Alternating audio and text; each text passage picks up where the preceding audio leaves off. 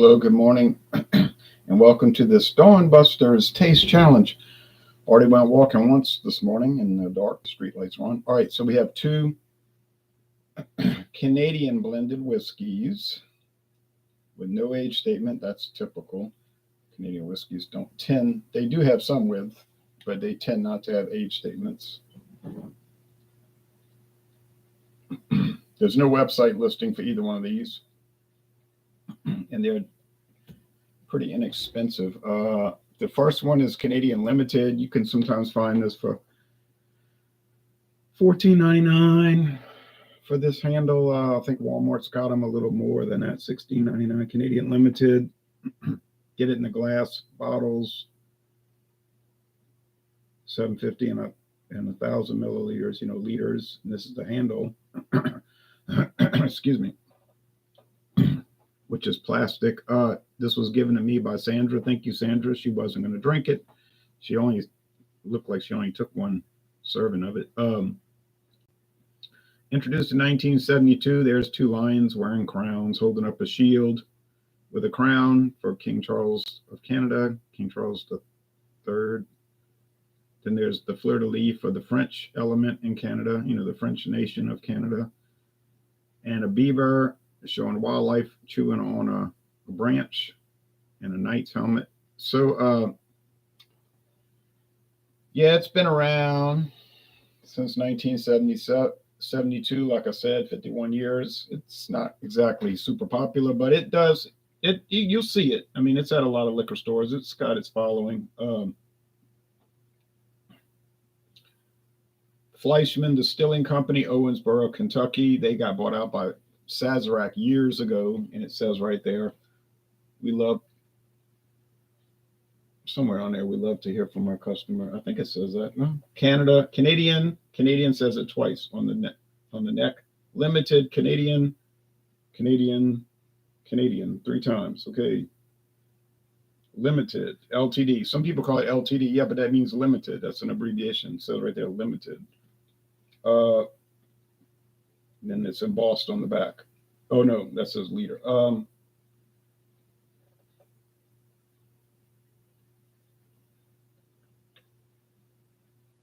Thought there was a Sazerac. Yeah, there is. We love to hear from our customers at Sazerac.com. It's got that textured bottle thing going on. Here is Gran Legacy. It was introduced in 2006 for sale at CVS Pharmacy, and that was the trademark applicant. But it said on the trademark information that the trademark was abandoned after a third, I think it was a third appeal. I don't know why it was rejected, but I think they gave up on this brand. Anyway, last time I went to CVS Pharmacy, they only had the Gran Legacy vodka and the 750 milliliter travel bottles, the plastic. So I don't know what happened. They used to have Gran Legacy American blended whiskey, the Canadian blended whiskey, silver rum, gold rum. There was a scotch I saw for a while. There's the vodka. I believe they had a silver and gold tequila. I don't know what the story is, but I do know that on Thursday, I saw this at Star convenience store and gas station, which just happens to sell liquor. And that makes up like 95% of their stock. I mean, it's really a liquor store, but I think there's something to do with Louisiana law. That's the impression I get, that if you're a liquor store, you have to pay higher taxes. But if you're a convenience store that happens to sell liquor, you don't. Because I see a lot of these stores like that technically it's what they call a grocery store. I don't know. I could be wrong, but I mean, I'm thinking of Star, Savannah Discount Depot. They are all, they got their grocery shelves. They sell milk and juice and aspirin and, potato chips and chocolate bars and Vienna sausage and Slim Jims and all. But everybody knows that they're liquor stores. In fact, Star is so famous. Maxwell, good morning, Ron. Good morning to you. Star is such a well-known store that you have representatives from liquor companies go there. Like apparently Heaven Hill visited them last week. Heaven Hill people were down here and they went to all the, you know, the big places. Star would have been one of those. And then every Saturday, starting around noon, you've got your display tables where the brand representatives are given tastings. I went to Star before and they had Paul Masson brandy tastings, Seagram's gin tastings, and all kind of stuff. All right, so yeah, it's a place, and it's a, you know what I mean? It's a place that people know about, and they're building a second location. I don't know what the delay is. Could have been something with certifying the gasoline pumps, but they also sell pure gas, which is good for my lawnmower. So I tend to stop there maybe once a month, maybe less than that. But yeah, it's a legendary place. And they had Grand Legacy. So if it's made for CVS Pharmacy, why was it at Star? I think the answer is that it's no longer for CVS Pharmacy. It's just put out on the market. In other words, they just said, let anybody have it. We don't care. You know. Whereas the Jethro T Boots is still dedicated to CVS. It's got the sticker on the back. That's the straight bourbon, Kentucky straight bourbon. All right. But anyway, I don't think this is going to be an easy challenge. And I don't think they're going to stand out one versus the other. They're both inexpensive Canadian blended whiskeys. And they're very similar, if not identical in flavor and maybe in composition. I'm not saying that Sazerac Canada is taking the same product and putting different labels on it, but makes you wonder. Makes me wonder. I don't know. Let's check out Walmart's price for Canadian Limited while we have a moment. Not much time. I want to watch the news. All right, Walmart. There is a Canadian Limited Reserve blend, like a 12-year, but try finding that.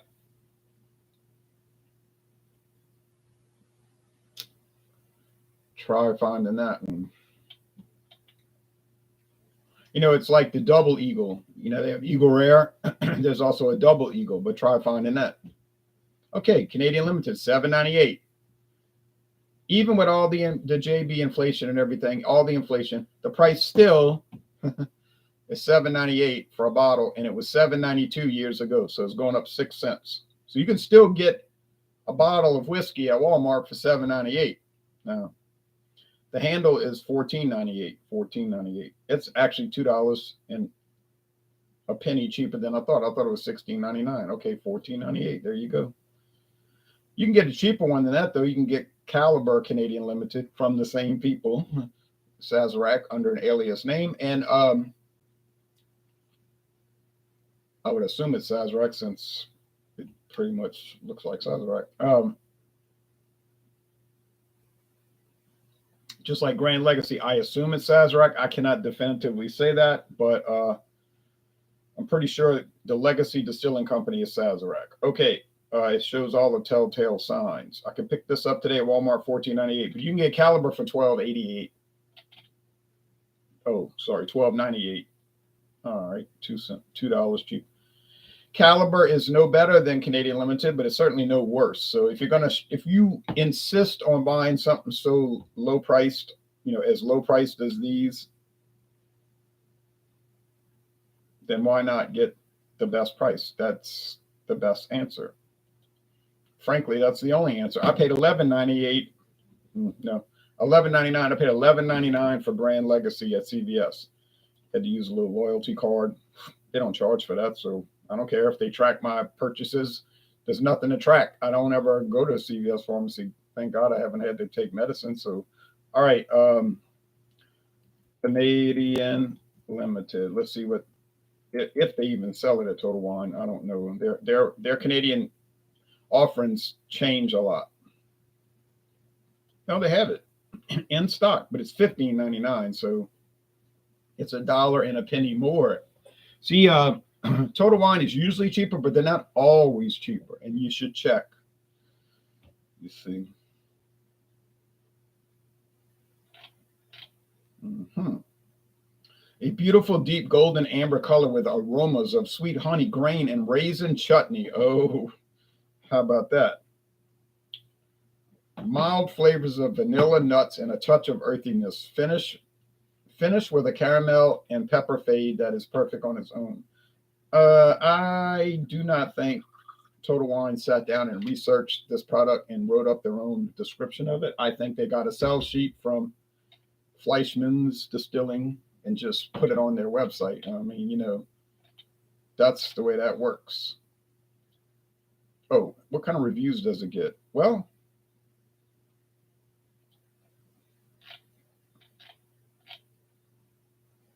84 out of 100. A B. People say it's good. The most recent review says, I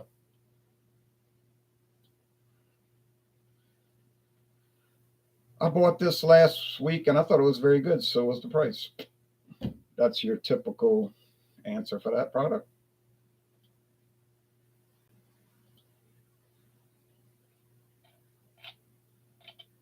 Walmart says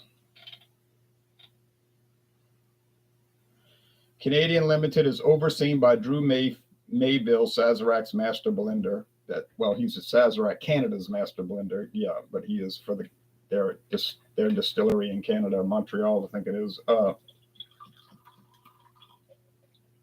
Mayville has over 40 years of Canadian whiskey making experience. They show a photo of him. He looks like he's not that old, so it must be an old photo because how he's been doing it 40 years. He looks like he's 43. With 23 of those years at Seagram's, where he was the fourth and final master blender of the Seagram dynasty. Yeah, so when Seagram's went out of business, he jumped over to Sazerac. Canadian Limited they forgot to put a space there. Canadian Limited is an 80 proof Canadian whiskey that has been aged for 3 years. And that's their words, which is obviously coming straight from Sazerac. So, okay, Fleischmann's. Aromas and flavors of maple, sugar, vanilla, and spice with a dry yet fruity medium body and a warm peppery finish. I guess that's similar to what they were saying. I can never remember all those descriptors anyway because it's too complicated. This whiskey is wonderful for mixing in numerous cocktails. There's your focus. Mixing. They don't focus on sipping. A versatile whiskey that can be a great addition to a variety of cocktails or simply drink neat. Okay, well, they're saying you could simply drink it neat. Drink it neat. One of the most popular value Canadian whiskey brands. Okay, probably true. In America since 1972. They didn't say one of the most popular Canadian whiskey. They qualified the statement value brand, right? Okay, that's it. All right. So they're not saying Fleischmann's, they're saying Sazerac. But then the bottle says that. It says Fleischmann's, and then it says Sazerac. Okay. I don't know if Fleischmann's operates like a separate division of Sazerac, like they say you handle the Fleischmann's product. But I doubt that is what happens. Now, they probably have a Canadian division. Obviously, they got a Canadian distillery with their own operations. And most of it they send to Kentucky, and at Frankfurt, they bottle it. It's all blended and aged in Canada. Yes, they bottle it at Buffalo Trace, actually. But probably at night when there's no tours. All right. I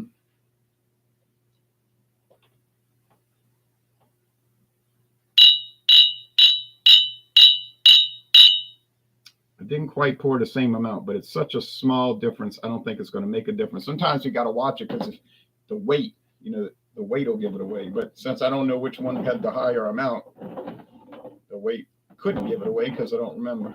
I didn't check it before. The appearance is the same. Amber, honey. Do they add caramel coloring? If I had to bet, I would bet $100 on that if there was a way to prove it. Now, we know they add flavoring because it says Canadian whiskey with natural flavors, Canadian whiskey with natural flavors. But then that's not really a meaningful statement because most Canadian whiskey, well, the blended ones, which is most of them, they have some that aren't. It's pure like malt whiskey. But they'll have flavoring added. It's allowed. It's an old practice. In fact, it's the normal, like I said, the normal practice, and it's accepted now. Some purists won't go for that. They say, no, no, no, no, no, no, no. I don't want my whiskey to have flavors in it. I want it pure grains, water, and yeast. You have a right to demand that. And there's a way to solve that problem. You just drink straight whiskeys and you don't have to worry about it.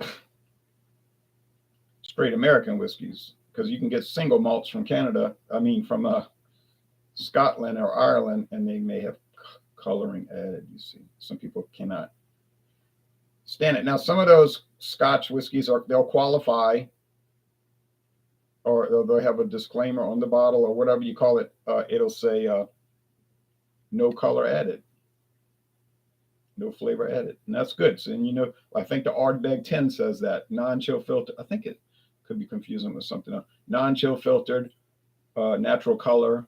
Color, Colour, color in that British Commonwealth way of saying it. And that's why the Ardbeg is so light. But see, they don't want them to be so pale that they almost look clear like vodka or gin, so they color them. But if you get a straight bourbon, you can rest assured it's not colored, because that is illegal. All right.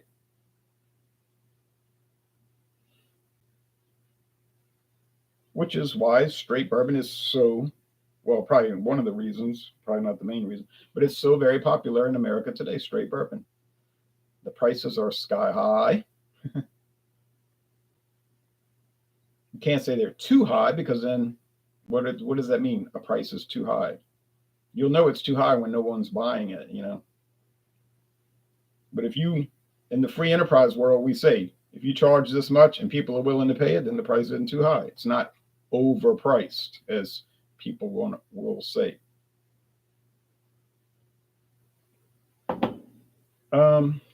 Actually, these do not smell the same.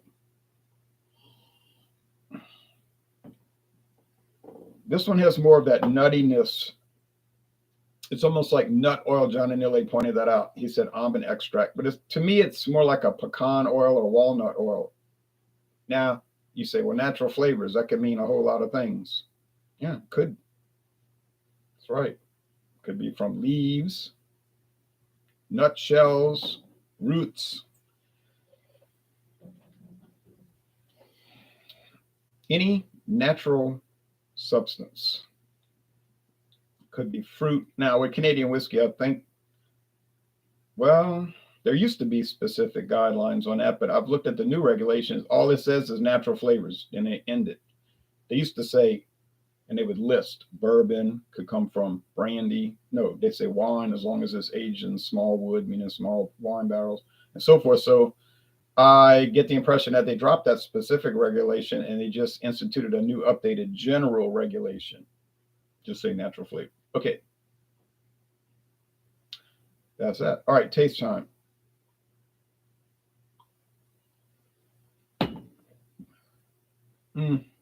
Well, first thing that hits you is the sweetness.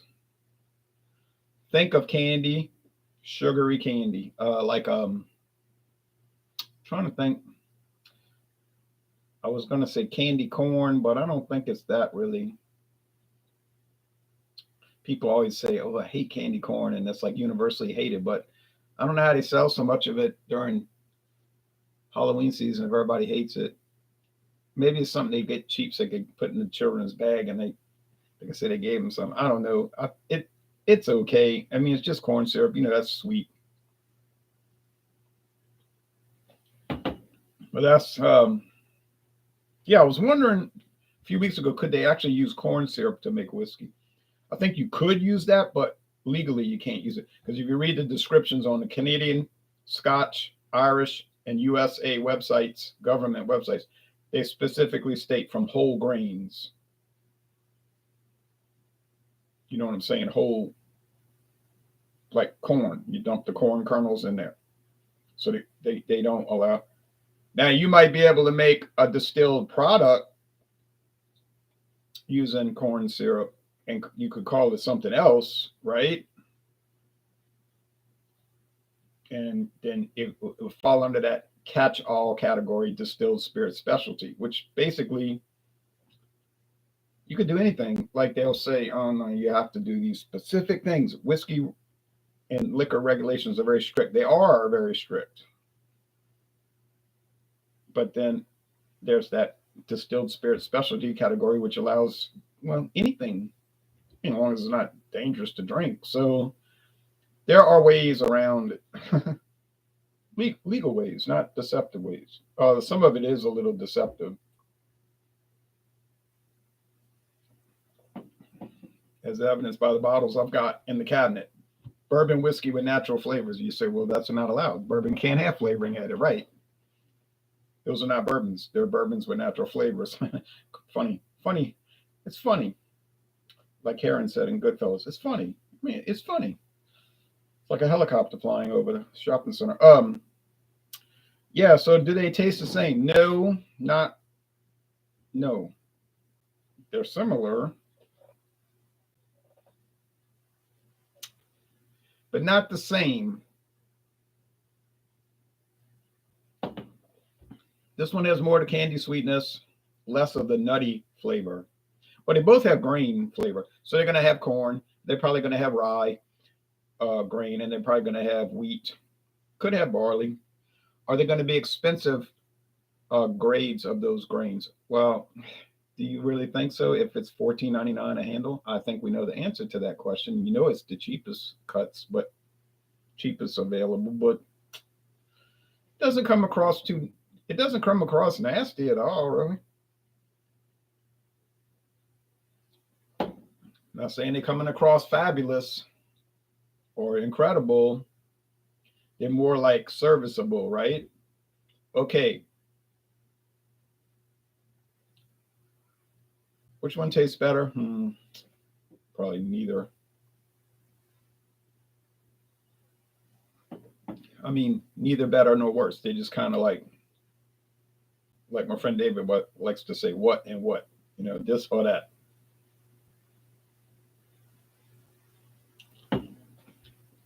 It's like fielder's choice in baseball. You can't get both of them out, so you throw to second base and get that guy out.